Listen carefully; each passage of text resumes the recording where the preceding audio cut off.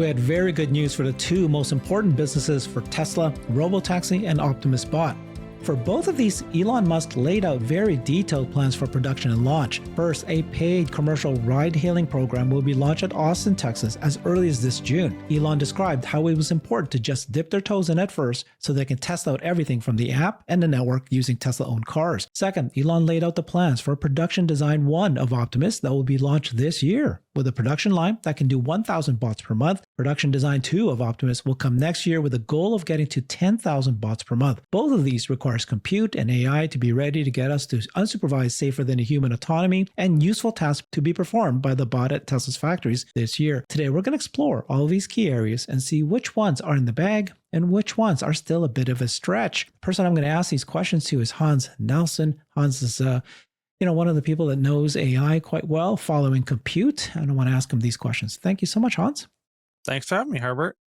So I want to ask you this specific question first, right? Because we all agree that Robotaxi and the bots are the most important businesses that Tesla has. And from this call, it looks like both of them were feeling very confident about them.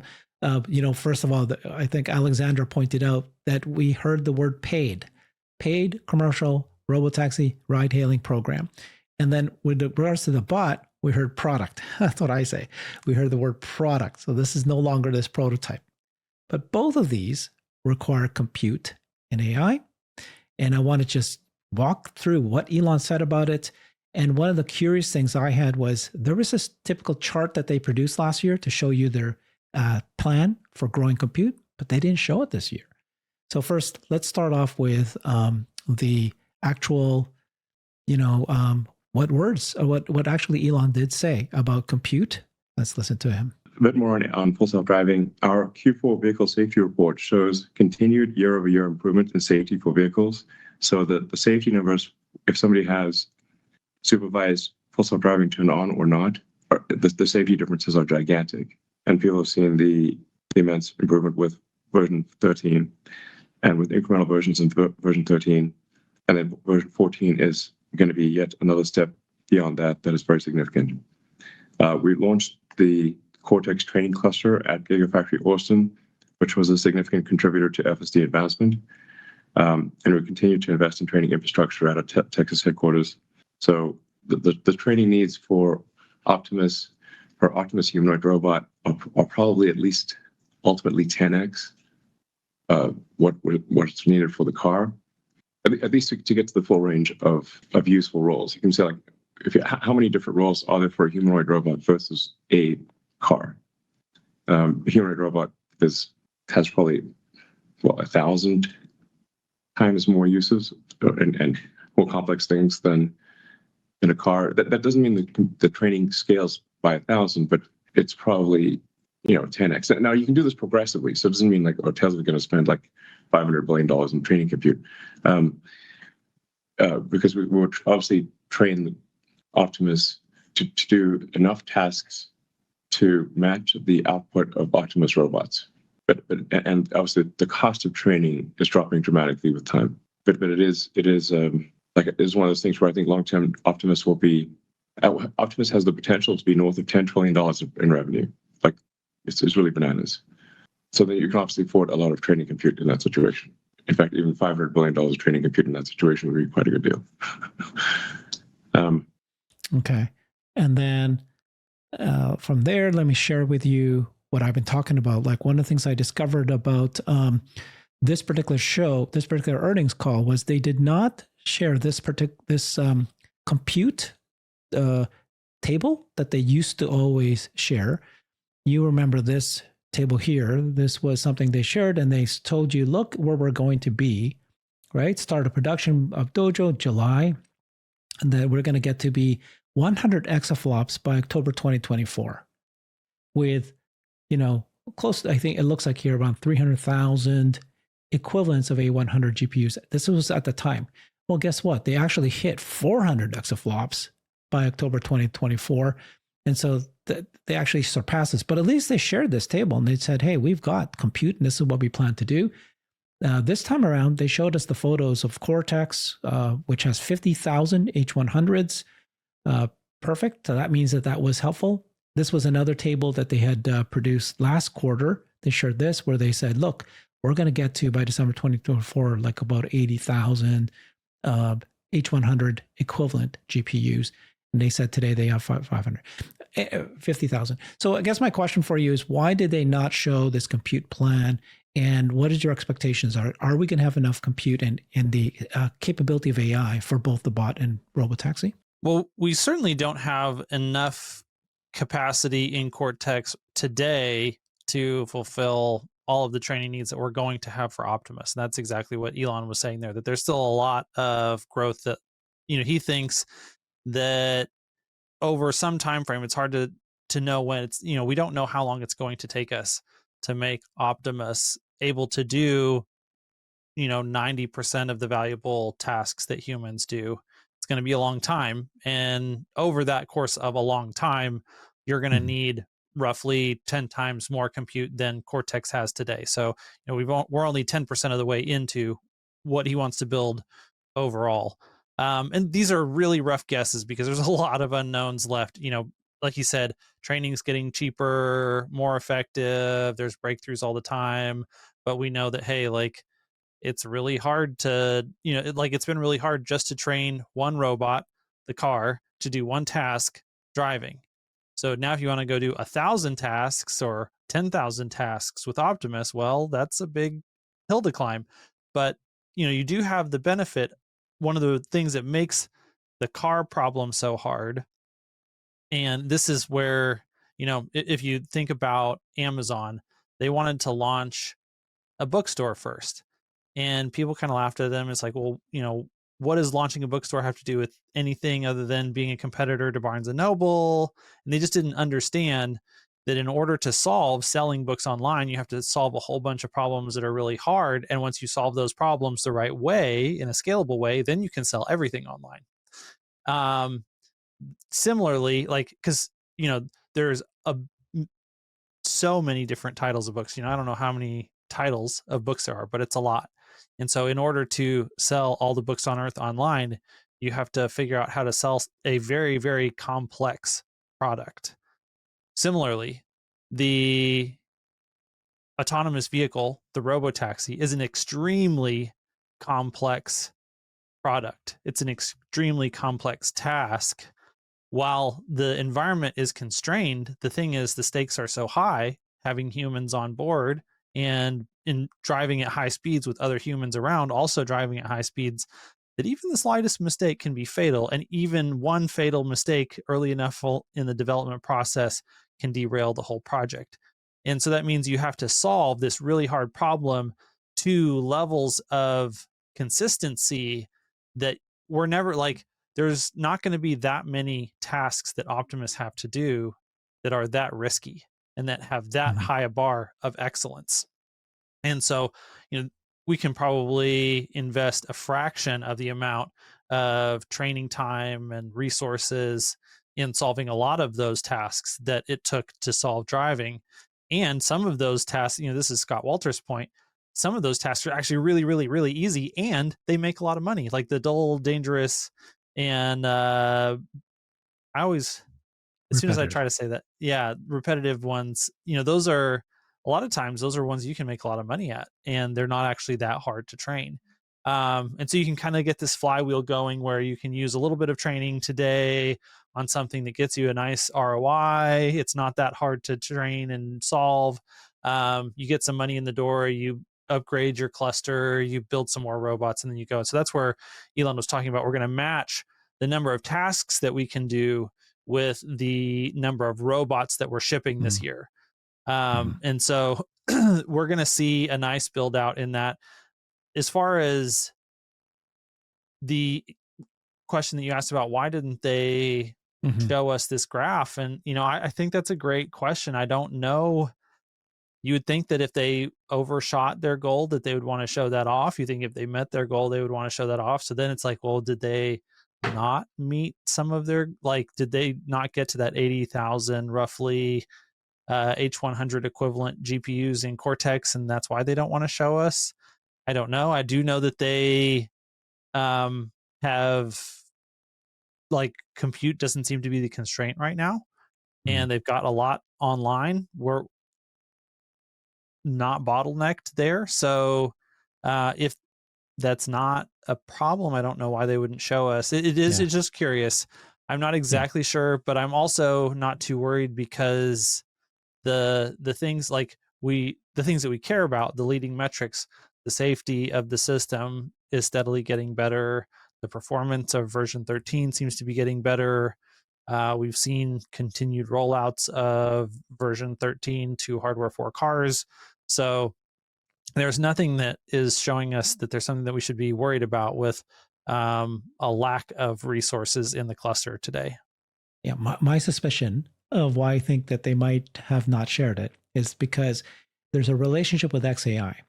I think, okay, it was kind of revealed at one article, one journalist kind of mentioned it, but no one's talked about it again. But that Tesla is using XAI's Colossus to train FSD.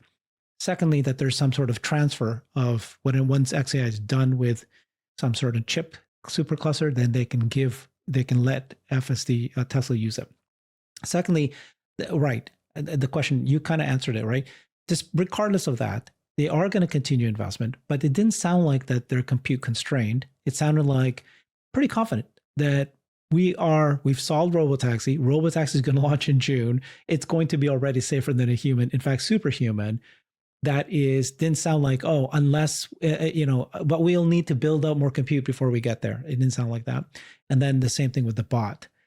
Sounded very much like we'll need more compute, but then, like, again, very clear. They're already building production lines now, 1,000 bots per month, then 10,000 bots per year. If there was a question about not being able to get the compute to be able to do the tasks, right? And let me play what he actually said about the bots right now, just to hear what him says. When he goes, will they be able to do useful tasks? He said yes. Well, right? So before we go there, real quick, Yep. just to support what you're saying, he said specifically, we need 10x from here. And then he said the number 500 billion. So that means that we've spent 50 billion on compute. Cortex didn't cost $50 billion. No. And so, that actually, the Dojo. well, Cortex, Dojo, yes, we still haven't invested 50 billion into Dojo. As far like that, to me, would support your idea that some of that 50 billion in his mind is part of the Colossus cluster for XAI in Memphis. That he is kind of thinking basically of all of the training resources of both companies as resources that Tesla has access to train with. Although if that's the case, don't they have to make that clear to communicate it to investors? I think it's coming. Okay, that's what my answer would be. Why is that table not here yet? It will be coming, and I think it has something. Am I just guessing? I think it has something to do with XAI. Now, they did say, before we get to that, it is speculation, but I think there's a good chance. Yeah. So they did explain this. So this was part of the earnings call, right? They said that despite CapEx increasing more than 2.4 billion in 2024 to a total of 6.1 billion. Okay, so they did spend 6 billion in CapEx in 2024. Very efficient CapEx investments. By the way, this came from Alexandra Mertz. She wrote this down. She took a bunch of notes. In a very targeted manner to get immediate benefits. Okay, accumulated AI-related CapEx, including infrastructure so far, has been approximately 5 billion. And then they said for 2025 will be flat year over year. So about another 5 billion will be spent on AI-related CapEx. And then from the 10K that just was released, it said there on the 10K that Tesla expects CapEx to exceed $11 billion each year in each of the following 2 fiscal years and in each of the next 2 fiscal years. And then they previously been saying 8 to 10 billion. So they are investing significant dollars. They're very capital efficient. And so, from this, the dollars are going to go to build to AI infrastructure that, I don't think it's like reduced. It's the same what they did last year and 2 years ago. So and in fact, higher. So, well, this is where I'll go back to the comment about, 500 billion is 10x of what they have. And so unless Elon made a very rare mental math mistake, He's talking about 5 billion to 500 billion. That's 100x, not a 10x. Good point. And if we're only doing 5 billion this year, 5 billion next year, like that's 10 years of doing 5 billion a year just to get to 50 billion. So like, where's the rest of this $50 billion worth of infrastructure investment coming from? Very good point. Yeah, I mean, this could be totally nothing. It could, like I said, just be a Elon Musk mental math mistake. Everyone makes them from time to time. But there could be something more to that. I doubt it. I think you did cover something very interesting. Let's listen to what he said about the bots, and then we'll go to Robotaxi. 10,000 Optimus robots to be built this year. Will we succeed in building 10,000 exactly by the end of December this year? Probably not. But will we succeed in making several thousand? Yes, I think we will. Will those several thousand Optimus robots be doing useful things by the end of the year? Yes, I'm confident they will do useful things. The Optimus in use at the Tesla factories, production design 1, will inform what we change for production design 2, which we expect to launch next year. And our goal is to ramp Optimus production faster than maybe anything's ever been ramped, meaning aspirationally an order of magnitude ramp per year. Now, if we aspire to an order of magnitude ramp per year, perhaps we only end up with a half order of magnitude per year. But that's the kind of growth that we're talking about. It doesn't take very many years before we're making 100 million of these things a year. Okay. It honestly doesn't take that many years before you're making more Optimus bots than atoms in the universe if you do an order of magnitude every year if for you can. very long. And you possibly could. But okay, so I guess I just want to bring it back to what he said about this year, right? Though my goal for this show was to get you to kind of explain to us, do you believe that there is any computer AI constraint for the giant numbers he just talked about, right? And he said, we're shooting to get 1,000 bots per month this year. Are there enough jobs? Yes. So again, it doesn't sound like that they're compute constrained or anything. It sounds like you said earlier, just pick and place and repetitive. They've already got that nailed. Now they're going to make the 1,000 bots per month.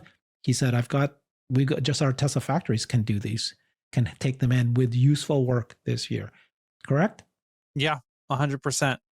The number of jobs that it could do if the software is good enough is super high. And so it's a matter of, getting the combination of having enough of them to put on the line and getting the software good enough to where when it's on the line, it's not holding everything back. So the challenge today to be able to get to the 1,000 per month is really production manufacturing. It's not, we need to get AI to improve to the point of creating more kind of useful automation so that the bot can actually do automated tasks. That's not what I think I heard, but it's really with you. I didn't really hear anything that he said that gave me a lot of confidence one way or the other on that. Like those are both challenges that are needing to be solved, or that lots of people are working to solve. I don't know what Tesla's specific progress on solving those two problems is. One of the challenges that really I think is going to be a key differentiator in which of the humanoid robot projects are really, really successful over time is a combination of the actuator reliability and cost. So it's like you need the most actuator hours per dollar possible. Does it break in 6 months? Yeah. Does it break in 2 months? Does it break in 6? Does it break in a year? Like, and really you don't want to do in months or years or even days. You want to talk about an hour. Like how many labor hours does it take for an actuator to start failing and causing problems? Because once the actuator fails, even in minor ways, then you start introducing issues that, it's like you hired it to do a job. If one of your critical actuators fails and it can't do your job anymore, then that whole robot is no longer economically viable in that job. And so, if you have to replace the entire bot often, that's a challenge. And this is one of the things that I really expect to see being problematic, at least to begin with, for all of the Chinese humanoid robotic companies that, it looks like they're doing all these cool demonstrations, and the demonstrations are absolutely cool. The soft, like, they've done some cool things in order to be able to accomplish what they have accomplished. But when you listen to those things, a lot of times, to me, it sounds like they have a lot of slop in the actuators, that like that's not a robot that can do that demonstration more than a few times without breaking. And then if it can't do that more than a few times without breaking, well, then how useful is it actually doing that thing? So yeah, that's going to be a challenge that Tesla has to solve. And I think they're in a good position to make high quality actuators that are high reliability at low cost. So it's not just, can I make an actuator that has high capability at low cost? It has to have high capability and high reliability at low cost. And that's going to be like, they're going to find out some of those failure points once they get these things on those production lines and get them rolling. Production design one. Yep. Okay, so good AI. Now, what about Robotaxi? So for him to say that this is going to be launched a paid commercial program in Austin in June, that's like in 6 months. Do you think that that's a stretch? Is that something that, in terms of AI, right, in terms of this ability for FSD to actually be not only safer than a human, it has to be better than safer than a human by then, so that it can truly, perform with vision only? Let's listen to what he said here and then have you react to it. In the pudding. So we're going to be launching unsupervised full self-driving as a paid service in Austin in June. Talked with the team, we feel confident in being able to do an initial launch of unsupervised, no one in the car, full self-driving in Austin in June. We already have Teslas operating autonomously unsupervised full self-driving at our factory in Fremont, and we'll soon be doing that at our factory in Texas. So thousands of cars every day are driving with no one in them at our Fremont factory in California. They will soon be doing that in Austin and then elsewhere in the world. So, yeah, that's all I took there. But yeah, he sounds very confident.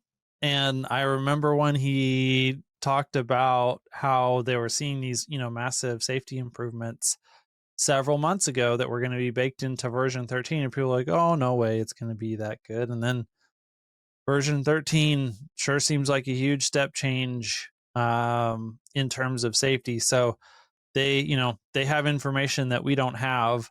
There was, when I first heard him say we're going to launch it unsupervised with no one in the car in June in Austin, I was like, no way, they can't do that. Like, the regulatory environment, they're not, like, the city of Austin's not going to let them launch it actually without a driver in the car. Because when Waymo launched, they had to have a safety driver, and then they had to prove to the regulators it's okay, it can function, then they could take the driver out. That doesn't sound like what Elon talked about yesterday. It sounded like he actually talked about no actual safety driver in the car, which doesn't mean that it's not, that they don't have a remote operator who can take over if there's an intervention, and that can be their method of supervision. Just because, like he said in later remarks, this is about dipping their toe in their water, making sure that they can prove out the safety. Like, they don't want to roll this thing out too wide, too fast.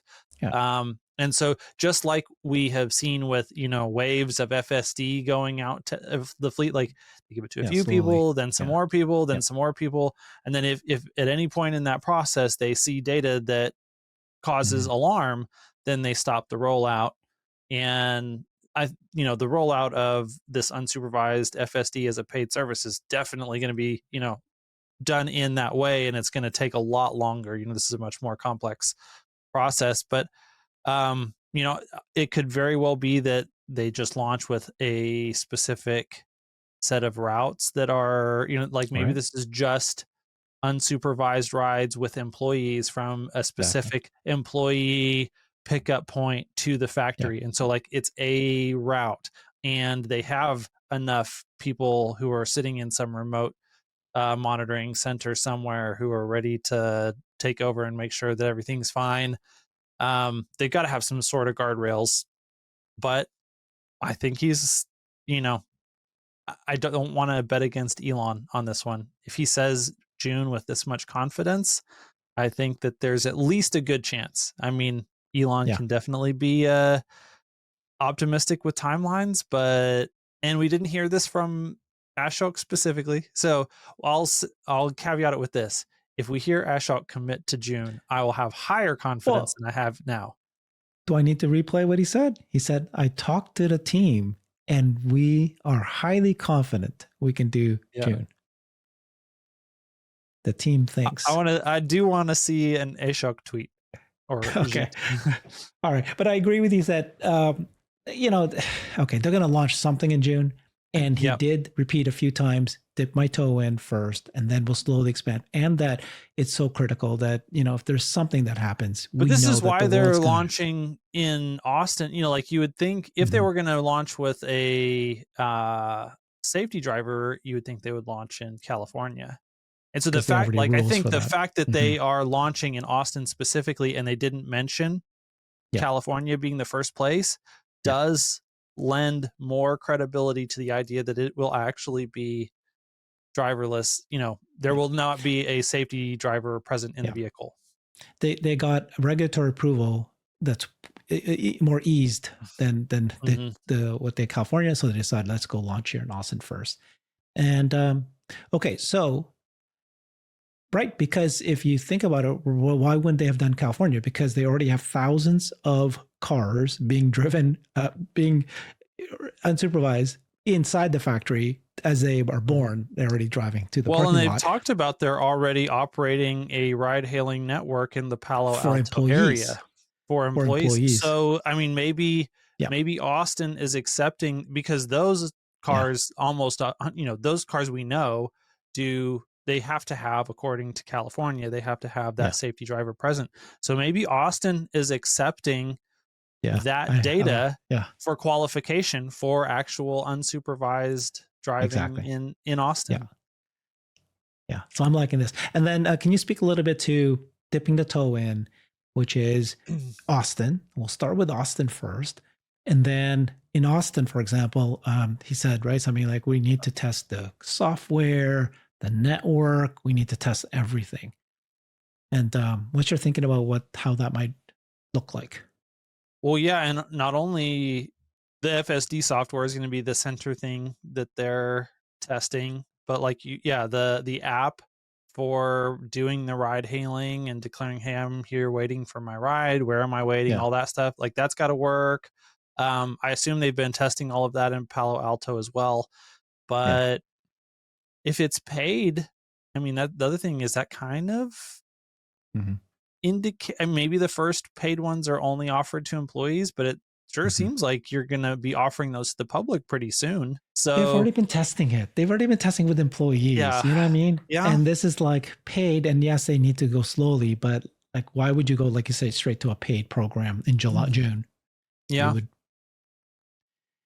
You would think that normal normies can test it out. Man, if they can, I'm going to be driving I'm going to let FSD drive me down so that I can let FSD drive me around in a paid ride.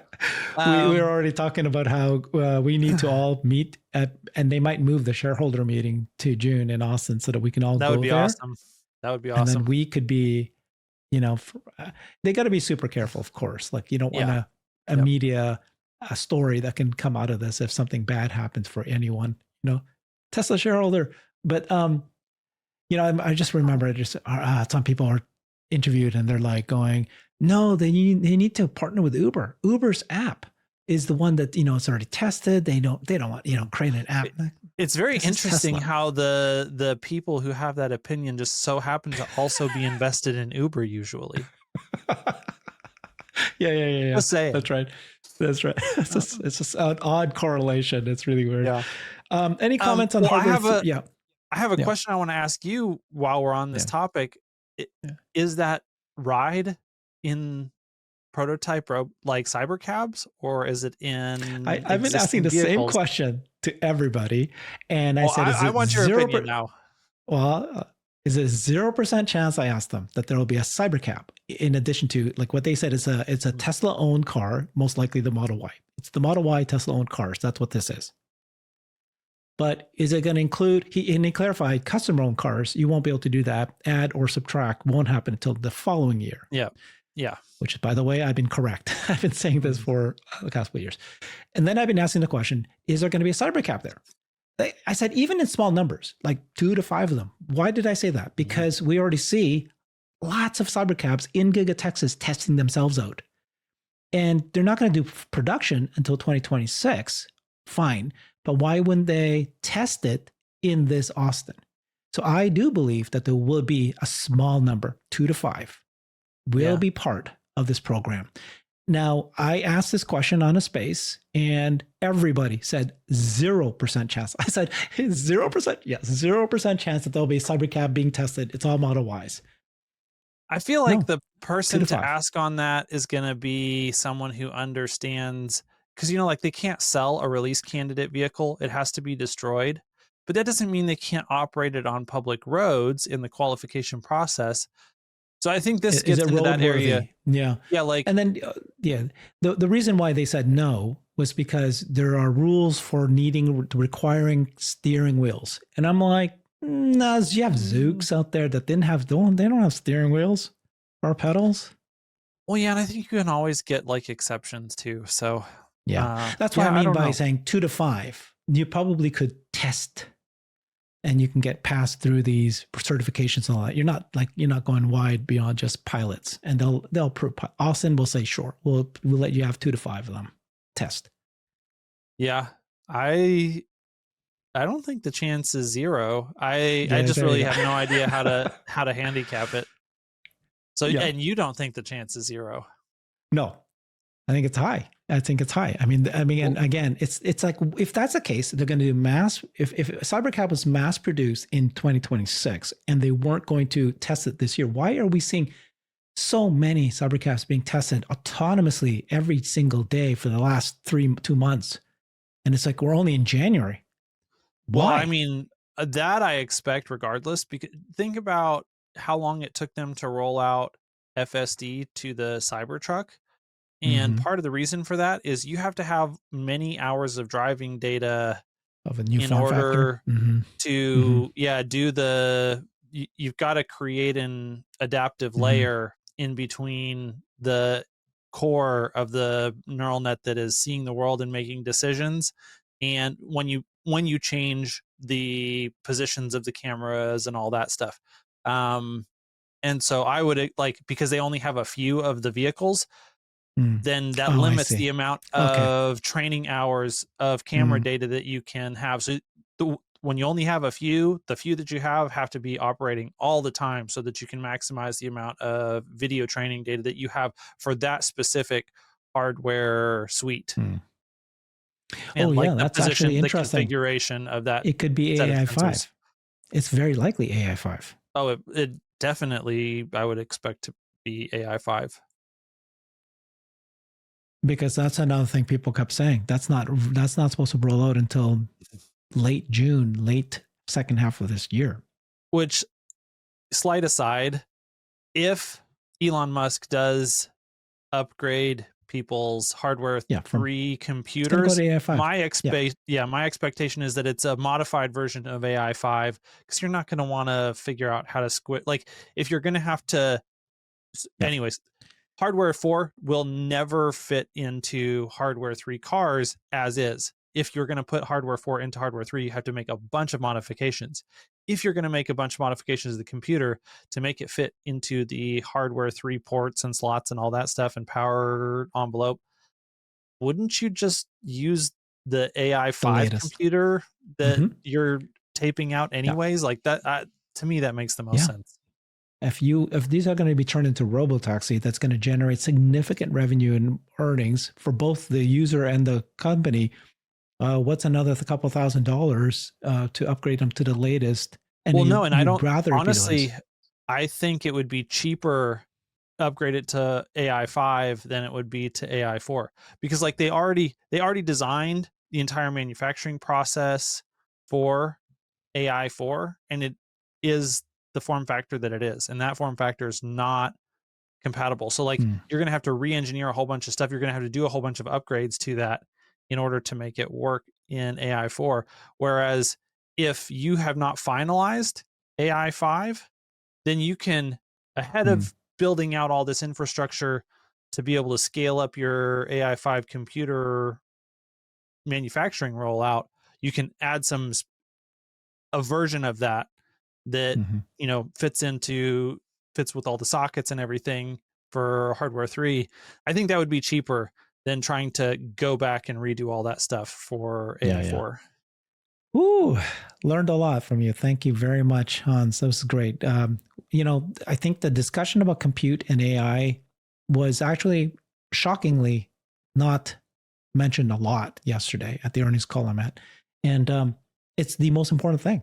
It's the most important thing for the company because it helps whether or not Robotaxi is going to be ready or AI. But it also, like you just said, I agree with you.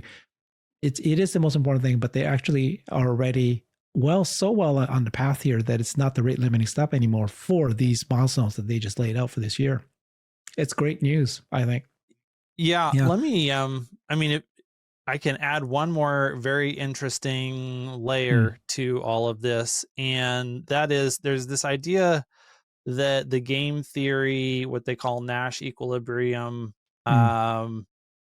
state for all of the major players, like whether it's OpenAI and Microsoft or Google with Gemini or Mark Zuckerberg, Meta, and their whole llama system, or the nation of China.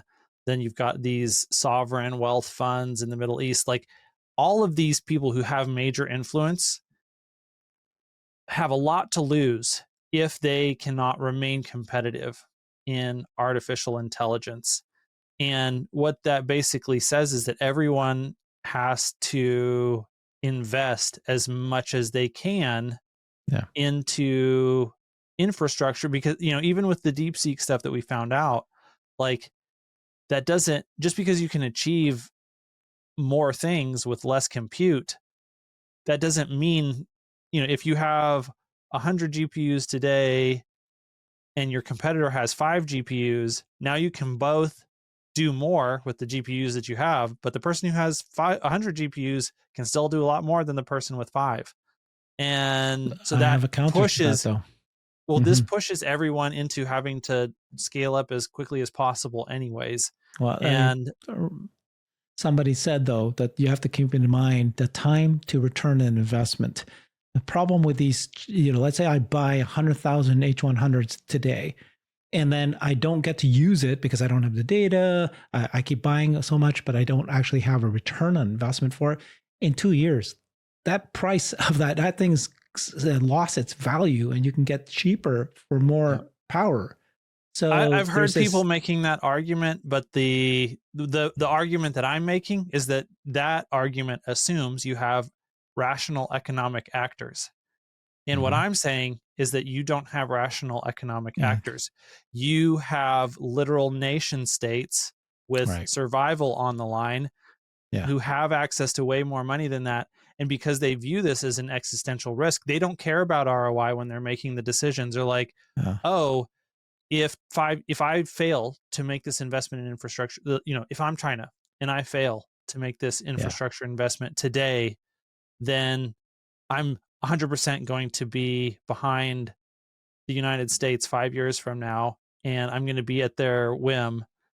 Then you don't care that you're not getting an ROI. And these are the entities that are the actual people who are pushing this infrastructure build out at the edge, because they're the ones who have the most to lose. So yeah, like I said, I've heard that argument. I'm not sure that I buy it. Good point. Very good point, Hans. Thank you very much. So this part, Hans, I need you to listen to this part in the earnings call, because there was some very interesting that Elon said. He said, when he was talking to Ashok, you go ahead and share more technical details, but don't give away the secret sauce. Tell me what he's talking about there. Let's listen into this part right here. Skip that. And the last question from say.com, what technical breakthroughs will define V14 of FSD, given that V13 already covered photon to control? Well, we've gone a hell of a lot further than photons to output. We've been in sort of the nothing but nets situation, nothing but neural nets from photons to controls for a while now. We're just improving the neural nets. I guess we could get into some of the technical details to some degree. I have to say, I continue to be amazed by just how effective autoregressive transformers are at solving a wide range of problems. I mean, Ashok, is there anything you'd like to add there without giving away the sort of family secrets?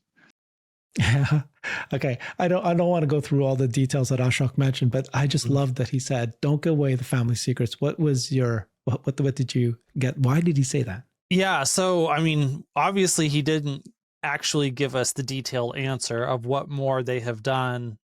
So this is very speculative on my part. And I certainly don't understand artificial intelligence nearly as well as people who are actually building this stuff. So there's also a fudge factor here that goes for the fact that I'm still, very much an outsider looking in, trying to understand. But George Hotz has always said, and this was one of the people that Elon tried to hire to build the FSD system before Andrej Karpathy, that the ultimate method to win at autonomous vehicles and a full self-driving system was end-to-end training, which is not the same as end-to-end inference, which when we talk about photons to controls in the car, that is end-to-end inference. You have your pixels that they receive light data, then that immediately goes into a neural net and it gets processed all the way through this neural net, all the way to the point that it's now sending out the steering and brake and accelerator inputs to the car.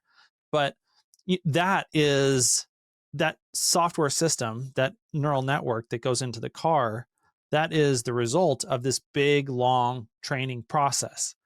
And what you want in order to solve this is you want a training process that runs automatically and very fast so that it can do millions and millions and millions and millions of iterations in the training to get down to that best final piece of neural net code that runs in your car. And this is where we haven't really been yet. No one has accomplished it. George Hotz is he has his company Comma AI. Then he also has a company called TinyGrad. So he stepped down as the president of Comma AI to work on TinyGrad. Well, what is TinyGrad? TinyGrad is essentially George Hotz's version of Dojo. That he knows that end-to-end training, an auto-regressive transformer that is trained auto-regressively, not just runs in the car, that's the right way to build it. But you have to have the right computer in order to do that training. And he doesn't have that right computer. So, TinyGrad is him trying to build the computer that allows him to have the resources that he needs to have because he doesn't have a Cortex that he has access to, so that he can now solve this problem for Comma AI. And I think that's what I heard when I listened to Elon say. It continues to surprise me that autoregressive transformers can solve so many problems, is that they are getting that to work in Cortex during training time. And the autoregressive part means that there's no human input steps that are limiting how fast the training process can go. And so you have probably heard the term RLHF that people throw around when they're talking about ChatGPT. So that's reinforcement learning with human feedback. So that the human feedback part is added on to reinforcement learning. And it kind of, while it works, it steals the magic from reinforcement learning. because when you can do Without any humans. your Yep. reinforcement learning without any human input, it's way faster, and it ends up being way better in the long run. And so that's like the human feedback part is like putting training wheels on your reinforcement learning. And that kind of like it helps with some things, but it also has lots of limitations. And the way that Tesla has been training FSD has been, it's not exactly RLHF, but it's been kind of like an RLHF process where, you know, you've got so many examples that are provided by the you know, by human driving data. And so it's going to have to be some sort of a strange hybrid there. I still don't understand exactly how they're going to do it. If I did, then I would, you know, probably be worth millions of dollars, because I could you know, earn a lot of money working at Tesla to solve this problem. But yeah, it sounds to me like they are solving the part of the puzzle where you know, AlphaGo was a program trained to play Go against human, you know, the best human Go players in the world. And when they trained it against human games, they had to figure out some weird ways to make some breakthroughs to where it was never really better than Lee Sedol or the people that played it before that, until they figured out how to start doing this reinforcement learning process. Once they started to do this reinforcement learning process, still they were working with data that was mostly defined by the human games that it had done, but using that, they were able to edge out as a base Lee Sedol. And then they transformed the entire process into this reinforcement learning process, and they made AlphaZero, which destroyed the AlphaGo program. And then they did it again with a complete rewrite that was MuZero, and that version made the AlphaZero version look silly, and it completely destroyed that.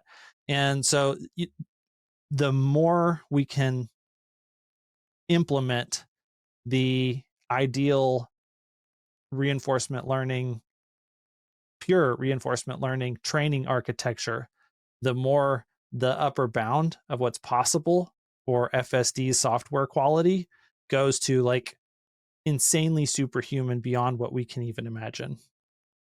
Yeah. Thank you for explaining that. I think that section, no one's talked about it, but it popped out, right? Because he said, don't share the family jewels or don't share the secret sauce.